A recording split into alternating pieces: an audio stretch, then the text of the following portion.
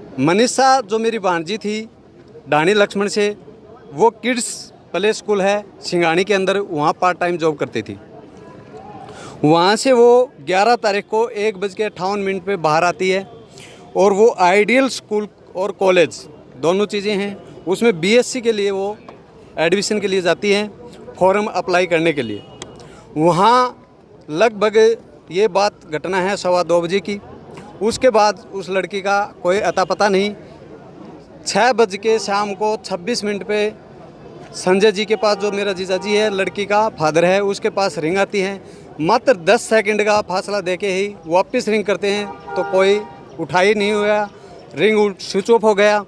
उसके बाद जैसे ही संजय जी को पता चलता है कि बच्ची मुसीबत में है, वो बस पकड़ के लुहारू से सिंगानी आते हैं। लुहारू वो पार्ट टाइम जॉब करते हैं और वहाँ आने के बाद 112 पे कॉल करते हैं। 112 पे कॉल करते हैं। कॉल करने के बाद 112 आती है, वहाँ आइडियल स्कूल में जाते हैं। वहाँ जाने के बाद जब उनको बोला जाता है कि भैया आप सीसीटीवी दिखाओ, फुटेज दिखाओ, यहाँ लड़की आई है क्या, उन्होंने मना कर दिया, कोई लड़की आई नहीं है यहाँ और यहाँ स्टाफ भी नहीं है। दूसरी बात, उन्होंने सीसीटीवी कैमरे के दिखाने के लिए भी बिल्कुल साफ साफ मना कर दिया। और जो 112 में जो मुलाजिम थे, उन्होंने उनसे, कॉलेज वालों से हाथ मिला के और बात करके वापस आ गए। संजय जी को वापस सिंगानी गांव में छोड़ दिया जाता है और 112 से जो मुलाजिम थे वो कहते हैं कि आप थाने जाओ लुहारू, वहाँ एफआईआर कराओ।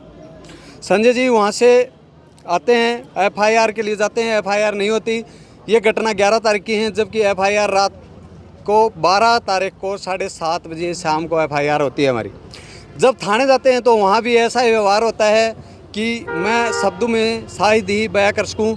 उन्होंने कहा कि आपकी लड़की कहीं पिकनिक मनाने गई होगी, किसी के साथ गई होगी, जबकि हमारी जो भांजी है वो पूरे गांव में और सब में ऐसी शरीफ लड़की थी, कोई ऐसा नहीं था।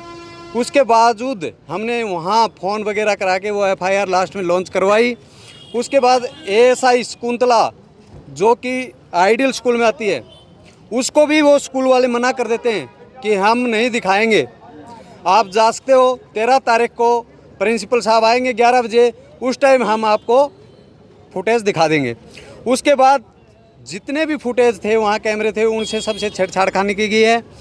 12 तारीख की ये घटना घटने के बाद 13 को सुबह शकुंतला मैडम का ही फ़ोन आता है कि सिंगानी में एक डेड बॉडी मिली है।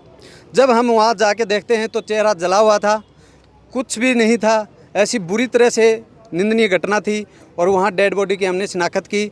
उसके बाद पूरा प्रशासन आता है, लुहारू का एसडीएम भी आता है, डिप्टी भी आते हैं। उन्होंने आश्वासन दिया था कि 24 घंटे के अंदर हम मुजरिमों को गिरफ्तार करेंगे।